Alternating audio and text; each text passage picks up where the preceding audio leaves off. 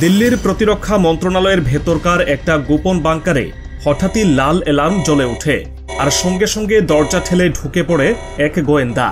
তীব্র আতঙ্কের সাথে বলে, স্যার, বাংলাদেশের প্রধান উপদেষ্টা ডক্টর ইউনূস, উনি পুরো গেমটাই বদলে দিচ্ছেন। যুদ্ধবিমান, সাবমেরিন, রাডার সব কিনছে একসাথে। বাজেট এক লাফে বিশাল হয়েছে। আমাদের স্পাই নেটওয়ার্ক গুড়িয়ে গেছে, কিছুই ঠেকানো যাচ্ছে না। এই লোকটা পাগল নয় স্যার, ও একটা দুর্ধর্ষ প্ল্যান চালাচ্ছে। সব শেষ হয়ে যাচ্ছে স্যার। মুহূর্তেই পুরো রুমে নিস্তব্ধতা নেমে আসে।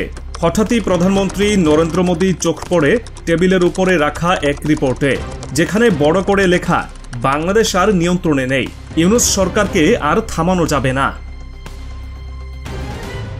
2025-2026 অর্থ বছরটা বাংলাদেশের ইতিহাসে একরকমের সামরিক বিপ্লবের বছর হিসেবে চিহ্নিত হতে চলেছে। কোনো হঠাৎ আবেগ নয়, বরং বহুদিনের চাপা ক্ষোভ, আঞ্চলিক নিরাপত্তার অস্থিরতা আর ভারতের লাগাতার আধিপত্যবাদী অবস্থানের পাল্টা হিসাবে এবার উঠে এসেছে বাজেট বইয়ের পাতায়। এবং এর নায়ক দেশের অন্তর্বর্তীকালীন সরকারের প্রধান উপদেষ্টা ডক্টর মোহাম্মদ ইউনূস, যে নাম শুনলেই ভারতের পররাষ্ট্র দপ্তর আজকাল এক প্রকার কাঁপে। বাংলাদেশের নতুন প্রতিরক্ষা বাজেট এই মুহূর্তে আলোচনার কেন্দ্রবিন্দু। 42,000 কোটি টাকা থেকে 1 লাফে 50 থেকে 50,000 কোটিতে উন্নীত করার প্রক্রিয়া চূড়ান্ত হয়েছে। এটি শুধু একটি সংখ্যা নয়, এই সংখ্যার পেছনে লুকিয়ে আছে বাংলাদেশের দীর্ঘদিনের সামরিক সীমাবদ্ধতা থেকে মুক্তি পাওয়ার এক মহাপরিকল্পনা। সেনাপ্রধান জেনারেল ওয়াকরুজ্জামান নিজেই এই মাসের শুরুতে এক কৌশলগত সম্মেলনে জানিয়েছেন, বাংলাদেশের বর্তমান প্রতিরক্ষা বাজেট এতটাই কম যে 3 বাহিনী পূর্ণ সক্ষমতা নিয়ে কাজই করতে পারছে না। যুদ্ধবিমান, সাবমেরিন, রাডার সবই চলছে সীমিত রিসোর্সে, পুরনো ব্যবস্থায়। আর এই ঘাটতি পূরণ করতে এখন সময় এসেছে ভারতের রেডার ভেদ করে এগিয়ে যাওয়ার। এই বাজেটের বিশ্লেষণে দেখা যায়, মাত্র 20% অর্থ আধুনিক অস্ত্র ক্রয়ে ব্যবহার করা যায়। সেটিও আবার নানা শর্ত আর মধ্যস্বত্বভোগীকে খুশি করতে গিয়ে অনেক সময় অকার্যকর হয়ে পড়ে। এবার ইউনূস সরকারের নেতৃত্বে বাংলাদেশ এ ব্যবস্থার মোড় ঘোরাতে চলেছে। বাজেটের একটি অংশ সরাসরি যুদ্ধাস্ত্র কেনার কাজে ব্যয় হবে, এবং তা মূলত হবে সরাসরি নির্মাতা দেশ বা কোম্পানির সঙ্গে সরকারি পর্যায়ে আলোচনার মাধ্যমে।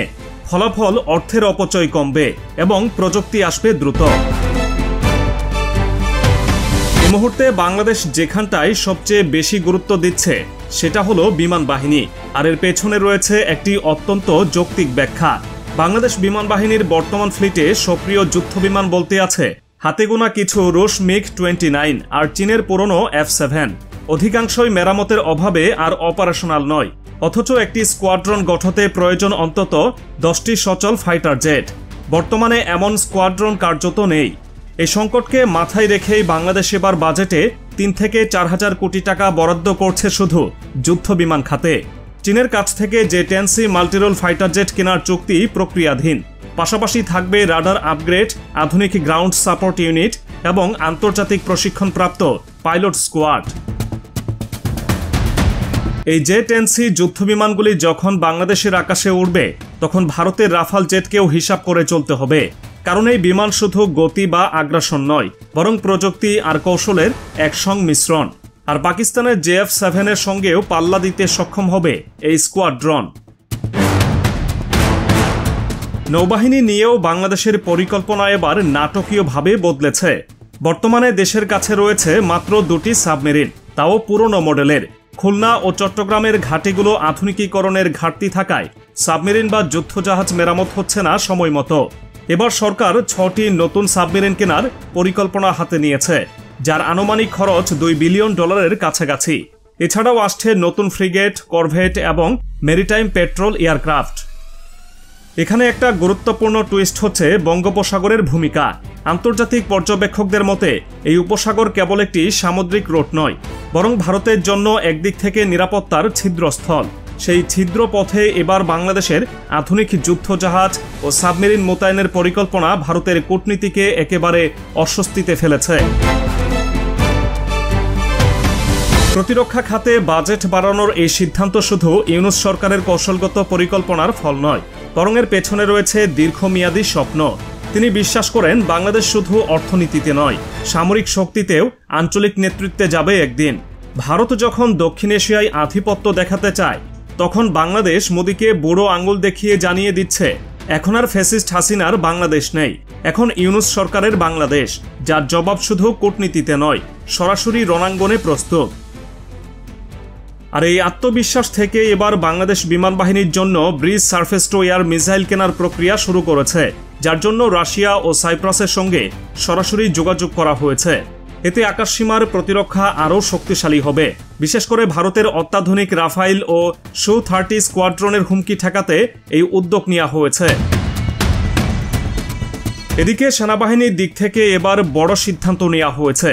স্বয়ংক্রিয় কামান, multi rocket launcher system, short range ballistic missile, সাজোয়া যান, হালকা ট্যাঙ্ক এবং ড্রোন কমান্ড ইউনিট স্থাপন করা হবে। ইতোমধ্যে তুরস্ক থেকে আনা হয়েছে TRG-300 লঞ্চার এবং MK-1 হাউইটজার, যা রীতিমতো প্রতিবেশীদের কাঁপিয়ে দিয়েছে। এবার নতুন বাজেটে আরও 2টি আর্টিলারি রেজিমেন্ট এবং একটি রকেট ব্যাটালিয়ন গঠনের পরিকল্পনা নেওয়া হয়েছে। সাজোয়া যান বা ট্যাঙ্ক কেনার ক্ষেত্রে তুরস্কের আলতাই এবং ইন্দোনেশিয়ার হারি মাউন্ট ট্যাঙ্ক নিয়ে আলোচনা চলছে, যেগুলো বাংলাদেশের পাহাড়, নদী, বনসহ বৈচিত্র্যময় ভূপ্রকৃতিতে দুর্দান্ত পারফর্ম করবে। তবে কেবল অস্ত্র কিনলেই চলে না, এসব পরিচালনা, রক্ষণাবেক্ষণ ও টেকনিক্যাল ইন্টিগ্রেশনই হল আসল চ্যালেঞ্জ। সেই লক্ষ্যেই প্রতিরক্ষা দপ্তর বাজেটের একটি বিশাল অংশ বরাদ্দ রেখেছে। পাইলট পাঠানো হবে চীন ও তুরস্কে, যারা যুদ্ধবিমান চালাতে শিখে ফিরবে নিজ দেশের জন্য। সাবমেরিন ইউনিটের সদস্যরা যাবে দক্ষিণ কোরিয়ায়। সেনাবাহিনীর রকেট ইউনিট প্রশিক্ষণ নেবে আজারবাইজান ও তুরস্কে। তবে এই প্রশিক্ষণ শুধুই ব্যবহার শেখার জন্য নয়, এগুলোর রক্ষণাবেক্ষণ ও ভবিষ্যতে রপ্তানি সক্ষমতা তৈরির অংশ হিসেবে দেখা হচ্ছে। এখানেই শেষ নয়, বাংলাদেশ এখন আর শুধুই অস্ত্র আমদানিকারক নয়, নিজস্ব উৎপাদনকারী দেশ হিসেবেও উঠে আসছে। টাঙ্গাইল ও নরসিংদীতে নতুন করে ড্রোন এবং ছোট অস্ত্র তৈরির কারখানা গড়ার জন্য জমি অধিগ্রহণ ইতিমধ্যেই সম্পন্ন হয়েছে। বিশ্বখ্যাত বাইরাক্তার এবং রকেটসান কোম্পানি যৌথভাবে বাংলাদেশে প্রযুক্তি হস্তান্তরের মাধ্যমে স্থানীয় উৎপাদনে আগ্রহ দেখিয়েছে। এই প্রকল্প শুধু বাংলাদেশকে আত্মনির্ভরশীল করবে না, বরং ভবিষ্যতে আফ্রিকা ও দক্ষিণ এশিয়া দেশগুলোতে অস্ত্র রপ্তানিকারক দেশ হিসেবেও পরিচিত করবে। এই বাজেট তাই শুধুই আর্থিক বা প্রতিরক্ষা পরিকল্পনা নয়, এটি একটি কূটনৈতিক বার্তা, একটি রাজনৈতিক অবস্থান। দক্ষিণ এশিয়ায় যেখানে ভারত দীর্ঘদিন ধরে একচ্ছত্র সামরিক আধিপত্য দেখিয়ে এসেছে, এখন সেখানে বাংলাদেশ নিজস্ব স্বাধীন প্রতিরক্ষা নীতি নিয়ে দাঁড়িয়ে পড়েছে। ভারতের বিশাল সামরিক বাজেট থাকা সত্ত্বেও তাদের চারপাশে রয়েছে একাধিক শত্রু। আর বাংলাদেশ যে একসময় ভারতের অনুগত বলে বিবেচিত হতো, এখন ভারতের প্রতিরক্ষা বিশ্লেষকরাও স্বীকার করছেন এটা আর সেই আগের বাংলাদেশ নেই। তারা নিজেদের সাময়িকী এবং টেলিভিশন আলোচনায় স্পষ্ট লিখছে, বাংলাদেশ এখন স্ট্র্যাটেজিক ইন্ডিপেন্ডেন্ট রাষ্ট্র। ভারতের জন্য এটা শুধু একটি আশঙ্কা নয়, এক বড় কূটনৈতিক পরিবর্তনের ইঙ্গিত। এই আতঙ্ক থেকেই ভারত নিজেদের উত্তর পূর্ব সীমান্তে ড্রোন ব্যবস্থা জোরদার করেছে, যুদ্ধবিমান স্কোয়াড্রন স্থাপন করেছে এবং টহল বেড়েছে সীমান্তে। তবে একটি কথা স্পষ্ট, বাংলাদেশ এখনও আক্রমণাত্মক সামরিক ডক্ট্রিন নিচ্ছে না। এই বাজেট প্রতিরক্ষার জন্য, আগ্রাসনের জন্য নয়। এই বাজেট একটি দেশের অস্তিত্ব, স্বাধীনতা এবং মর্যাদা রক্ষার জন্য। এখন থেকে কেউ আর এই বাংলাদেশকে তুচ্ছ করে দেখার সাহস করবে না। এখন থেকে এই বাংলাদেশের আকাশ, স্থল ও জল সবই সুরক্ষিত। এখন থেকে বাংলাদেশ শুধু বলেই নয়, ক্ষমতায় পরিণত হয়েছে এক শক্তিশালী রাষ্ট্রে। এটাই বাংলাদেশের নতুন রূপ, অভ্যন্তরীণ শান্তি, বৈশ্বিক প্রস্তুতি এবং আত্মবিশ্বাসে গড়ে ওঠা এক প্রতিরক্ষা অগ্রযাত্রা।